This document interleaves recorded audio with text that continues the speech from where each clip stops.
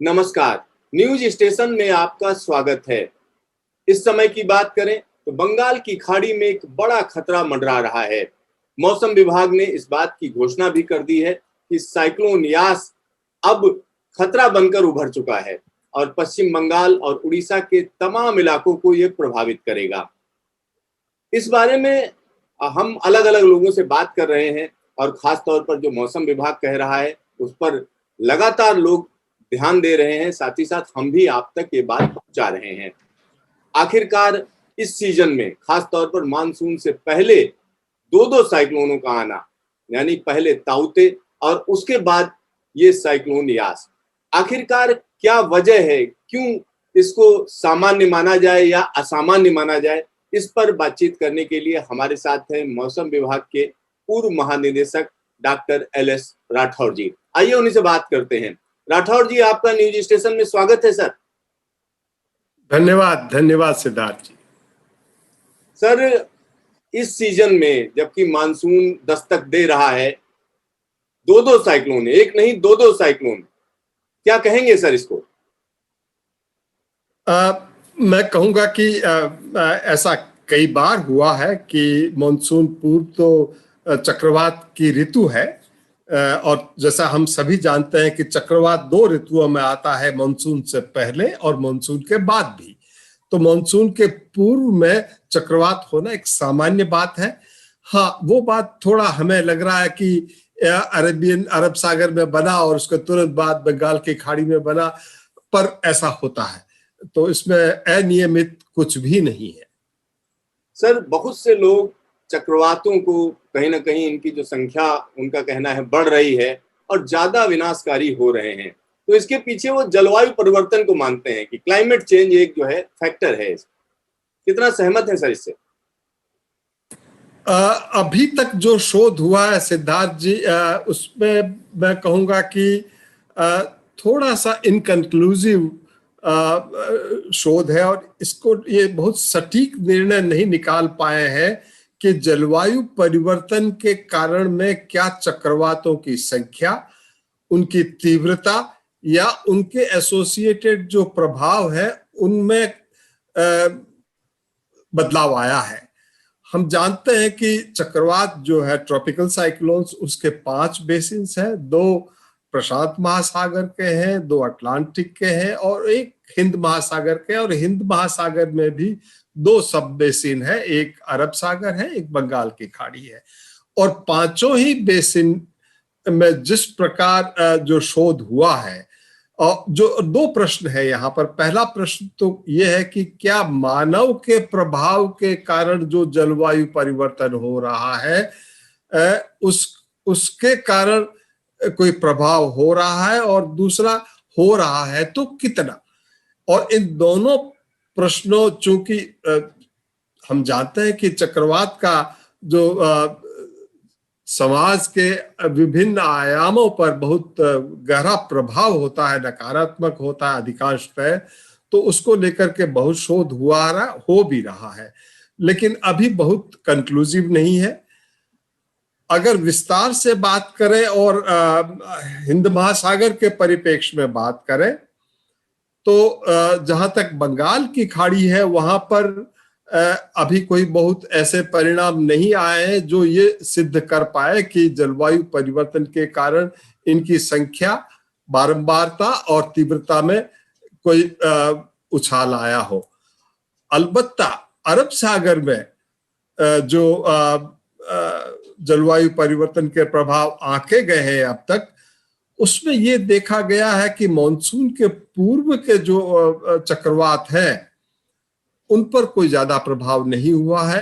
अलबत्ता मॉनसून के पश्चात जो चक्रवात बनते हैं उनकी संख्या में थोड़ा वृद्धि हुई है, न केवल संख्या में बल्कि तीव्रता में भी वृद्धि हुई है।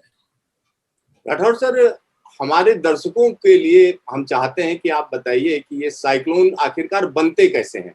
जैसे मानसून में तो ये सबको समझ में आता है कि भाई हवाएं आती हैं विषुवत रेखा से और घूमती हैं, उसका केरल हो गया या सबसे पहले अंडमान निकोबार में आती हैं। लेकिन ये जो चक्रवात हैं ये किस तरीके से बनते हैं और क्यों इतने विनाशकारी होते हैं? देखिए, चक्रवात बनने के लिए, चूंकि चक्रवात समुद्र में बनते हैं, समुद्र में इसलिए बनते हैं कि वहां पर बहुत गहरी मात्रा में वाष्पीकरण होता है। जल होने के कारण वहां पे इंस्टेबिलिटी डेवलप होकर बड़े बड़े मेघ बनते हैं, और मेघों के समूह का एक अगर घूर्णन हो और चक्रीय परिस्थितियां बने तो चक्रवात उससे एक समेकित प्रभाव से विकसित हो जाते हैं। अब इसके लिए 3 परिस्थितियां, वैसे तो अधिक भी है, लेकिन 3 जो प्रमुख परिस्थितियां हैं कि एक तो ऊर्जा का उपलब्धता, जिसमें कि समुद्र ताप से जनित ऊर्जा या वायुमंडल में भी ऊर्जा के साथ साथ में जो इंस्टेबिलिटी है उसका बने रहना। दूसरा पर्याप्त नमी, और तीसरा हवाओं में जो है चक्रीयता। और चक्रीयता के साथ में हम जैसा आमतौर पे देखते हैं कि कई स्थानों पर हवाओं में विंड शीयर जो है वो बहुत ज्यादा होता है, तो वो चक्रवात बनने नहीं देती अगर बाकी परिस्थितियां अनुकूल हो तब भी। और जो समुद्र के तापमान का जहां तक प्रश्न है, जो कि एक ऊर्जा का द्योतक है, वहां पर भी 26.5 डिग्री के ऊपर, या चाहे फिर 28 हो, चाहे 29 हो, 30 हो, 31 हो, कोई विशेष फर्क नहीं है। जो एक मिनिमम क्राइटेरिया, एक थ्रेशोल्ड टेम्परेचर है, उसके मिलने के पश्चात बाकी परिस्थितियां जो है वो तीनों में अगर सामंजस्य होता है तो चक्रवात बनते हैं। और ये आपको एक बात और मैं बता दूं कि हिंद महासागर में जो भूमध्य रेखा है उसके ऊपर चक्रवात नहीं बनते हैं, या तो उसके थोड़ा उत्तर में बनेंगे या थोड़ा दक्षिण में बनेंगे। और उसकी वजह यह है कि जो कोरियोलिस फोर्स है, जो कि ये घूर्णन या चक्रीयता प्रदान करता है, वो वहां पर शून्य होती है, इसलिए थोड़ा उत्तर या दक्षिण में होना आवश्यक है। सर, एक और चीज हम जानना चाह रहे हैं कि जैसे आपने कहा कि उत्तरी गोलार्ध और दक्षिणी गोलार्ध की बात की और विषुवत रेखा की बात की। विषुवत रेखा पे चक्रवात नहीं बनते हैं। अब अगर हम उत्तरी गोलार्ध की बात करें तो उत्तरी गोलार्ध में ज्यादा बनते हैं या दक्षिणी गोलार्ध में ज्यादा बनते हैं, एक सवाल हमारा ये है। दूसरा सवाल ये है कि क्या दोनों की गतियों में फर्क होता है? घूमने की जो गति है उसमें कोई फर्क होता है उत्तरी और दक्षिणी गोलार्ध में? देखिए, जैसा हम जानते हैं कि दक्षिणी गोलार्ध में समुद्र और भूमि का जो आवंटन है उसमें समुद्र यानी जलीय क्षेत्र की मात्रा काफी अधिक है। लेकिन ठीक इसके विपरीत जो उत्तरी गोलार्ध है, वहां पर जो चक्रवात बनने के जो घातक प्रभाव है, क्योंकि वहां मानव अधिक है, तो वो ज्यादा गंभीर और गहन है, पहली बात। दूसरी बात, अगर हिंद महासागर के परिप्रेक्ष्य में हम बात करें तो चूंकि उत्तरी गोलार्ध की अगर बात करें तो अरब सागर और बंगाल की खाड़ी दोनों में जो जियोग्राफिकल सेटिंग ऐसी है कि वहां पर उसके उत्तर की दिशा में जाने की संभावना नहीं, क्योंकि भूभाग आ जाता है। इसके ठीक विपरीत हिंद महासागर दक्षिण में अंटार्कटिका तक खुला है। तो दोनों के प्रभाव अलग अलग हैं। संख्या के बारे में जहां तक प्रश्न है, मैं निश्चित रूप से मुझे स्टैटिस्टिक्स ध्यान नहीं है, लेकिन चूंकि वहां पर परिस्थितियां अधिक अनुकूल है तो संख्या भी शायद अधिक हो, मैं निश्चित रूप से नहीं कह सकता। सर, अगर हम साइक्लोन की जब हम बात करते हैं तो दुनिया भर में अलग अलग नाम रखे जाते हैं। अलग अलग क्षेत्र हैं जहां पर नाम रखने के लिए अलग अलग एजेंसीज को अधिकृत किया गया है। तो अगर हम भारत की बात करें, खास तौर पर अपने देश की बात करें, उपमहाद्वीप की बात करें, तो उसमें किस तरीके से नाम रखे जाते हैं? और जैसे कि साइक्लोन को साइक्लोन यास कहा जा रहा है, तो अगला जो है कहा जा रहा है कि पाकिस्तान का दिया हुआ नाम है, पहले से फिक्स है, गुलाब है। तो नाम रखने की प्रक्रिया क्या होती है और किस तरीके से रखा जाता है? देखिए, नाम रखने की प्रक्रिया बहुत ही उसका एक प्रोसीजर है। जो पांचों बेसिन है उसमें एक अधिकृत एजेंसी है जो कि ये नामकरण का एक जो प्रक्रिया है उसको पूरा करती है। जहां तक भारत का और इसके जो हिंद महासागर का प्रश्न है, यहाँ भारत मौसम विज्ञान विभाग में अवस्थित रीजनल स्पेशलाइज्ड मीटरोलॉजिकल सेंटर है, वो ये नामकरण की प्रक्रिया करवाता है, जो कि विश्व मौसम संगठन यानी वर्ल्ड मीटरोलॉजिकल ऑर्गेनाइजेशन और एस्केप पैनल, जो economic and social council for Asia Pacific, commission for Asia Pacific, उसका एक पैनल है ट्रॉपिकल साइक्लोन के ऊपर, उसके तहत ये नामकरण और बाकी भी कई व्यवस्थाएं हैं। और इसमें जो है ये हमने 2004 में ये प्रक्रिया शुरू की थी। उस वक्त केवल 8 देश एस्केप पैनल के सदस्य थे, जिसमें कि भारत के अलावा Bangladesh, Myanmar, Sri Lanka, Maldives, Pakistan, Myanmar, Thailand, ये 8 देश थे। और उसके पश्चात जो ओमान, पाकिस्तान, कतार, सऊदी अरेबिया और यूनाइटेड अरब एमिरेट्स और यमन, ये इस प्रकार कुल मिलाकर के अब 13 सदस्य हैं।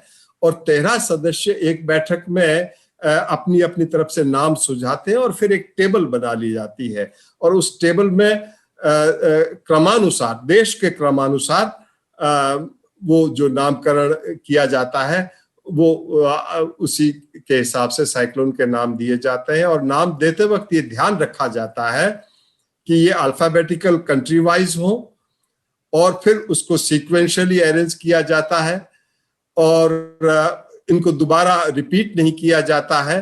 और हमारा एक बेसिन थोड़ा विशिष्ट है कि कई बार हम ये भी देखते हैं कि प्रशांत महासागर में, खासतौर से जो दक्षिण चीन महासागर है, दक्षिण चीन समुद्र है, वहां जो पैसिफिक के साइक्लोन्स हैं वो भी वापस जो है बंगाल की खाड़ी में आकर के एमर्ज हो जाते हैं। तो वहां पर जो उनको नाम दिया गया वो बदला नहीं जाता है। ये एक है। तो जो हमारी टेबल के बाहर के नाम भी इस प्रकार हमारे यहाँ आ सकते हैं।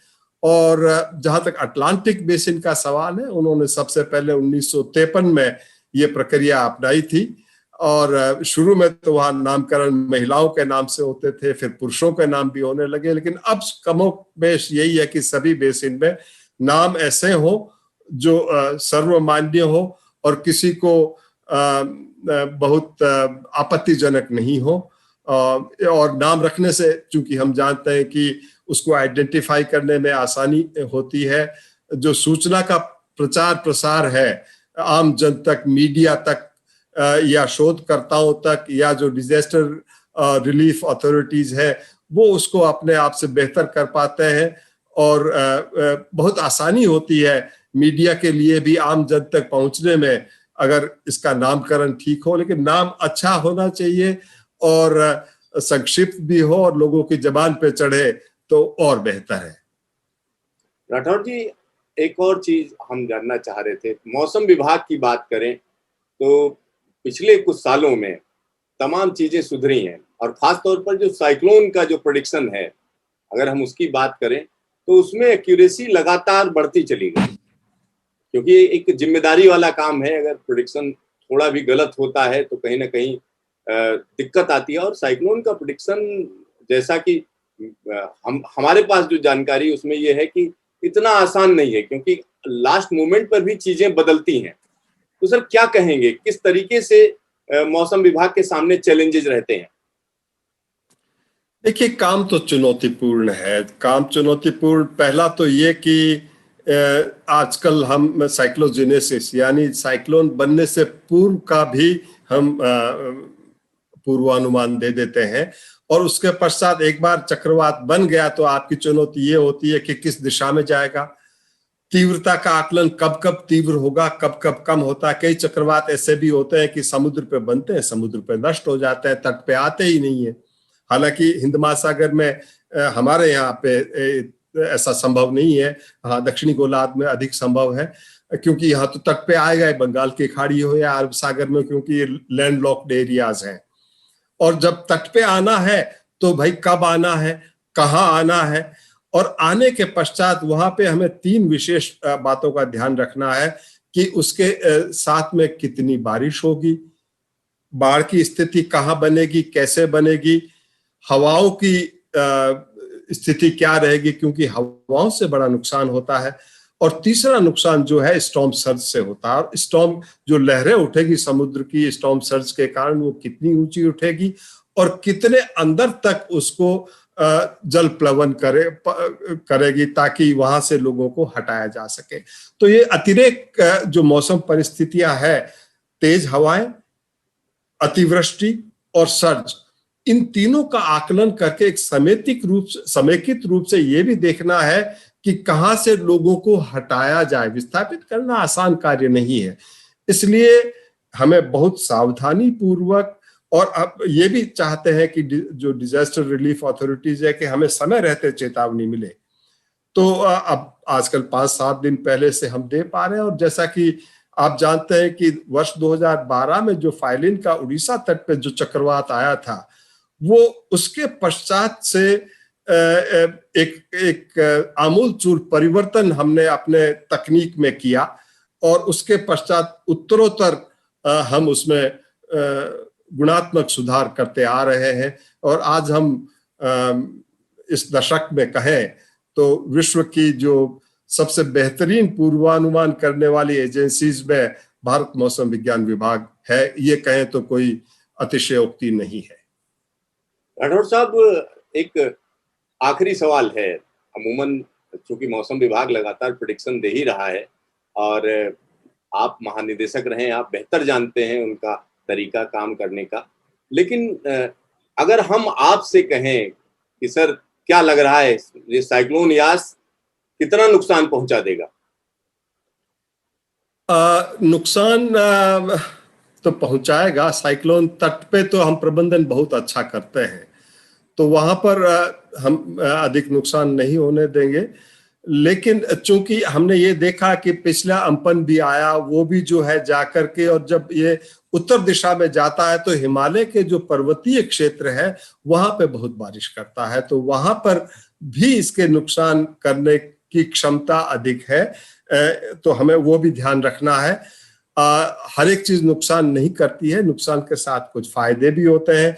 अभी मानसून के पूर्व का समय है, हमें पानी चाहिए, पानी आएगा और एक बड़े भूभाग पे पानी आएगा। जो अभी तोते आया था उसने भी आपने देखा होगा कि केरल से लेकर के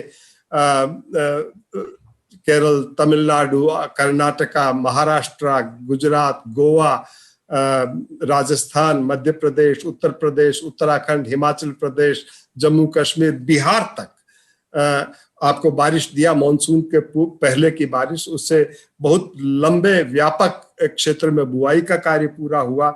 तो उसके चलते मॉनसून अगर थोड़ा देरी भी हो जाता है तो ये जो बारिश मॉनसून के पूर्व की एक व्यापक क्षेत्र में हो जाती है तो उसके भी लाभ है, हमें ये भी ध्यान में रखना होगा।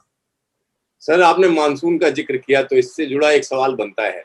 अरब सागर में सर जब साइक्लोन आता है तो कहते हैं मानसून को जो है ये नुकसान करेगा, और जब बंगाल की खाड़ी में कम दबाव का क्षेत्र हमेशा मानसून को आगे बढ़ाता है और साइक्लोन आ रहा है, तो क्या ये मानसून को आगे बढ़ाने में सहायक होगा या इसे रोकेगा?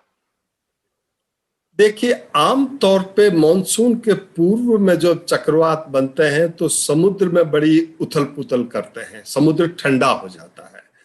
समुद्र ठंडा होने से मॉनसून को जो ऊर्जा मिलनी चाहिए उसमें कुछ कमी हो जाती है। तो ये एक कई केसेस में हमने पाया है कि ऐसे चक्रवात बनने के पश्चात में मॉनसून का जो ऑनसेट है, शुरुआत है, उसमें थोड़ा विलंब हो जाता है, ऐसा देखा गया है। लेकिन ये कोई बहुत आवश्यक बात नहीं है। अभी चूंकि अरब सागर में बना है, वहां पे वापस स्थिर हो रहा है, समुद्र के तापमान में स्थिरता आ रही है। और एक अच्छी बात यह कि मॉनसून तो हम उसी के लिए अपेक्षित है कि बारिश आए, और अगर बारिश आपको पहले आ गई और 2-4 दिन का विलंब भी हो जाए तो कोई बहुत चिंता की बात नहीं है। हाँ, ये बात है कि बहुत लंबे समय तक इसका नकारात्मक प्रभाव रहेगा, ऐसा बिल्कुल भी नहीं। राठौर साहब, आपका ढेर सारा धन्यवाद। तमाम चीजों पर आपने जो है हमारी दृष्टि साफ की, साथ ही साथ हमारे दर्शकों के जो सवाल थे वो हमने आपसे पूछे कि किस तरीके से जो लोगों की जिज्ञासा होती है, क्योंकि आप लोगों को बेहतरीन चीजें पता होती हैं, क्योंकि साइंस के साथ साथ आम आदमी की भाषा में पहुंचाना हम लोगों का काम होता है। तो आपका ढेर सारा धन्यवाद सर। धन्यवाद। तो देखते रहिए न्यूज स्टेशन, फिर मिलेंगे दोबारा।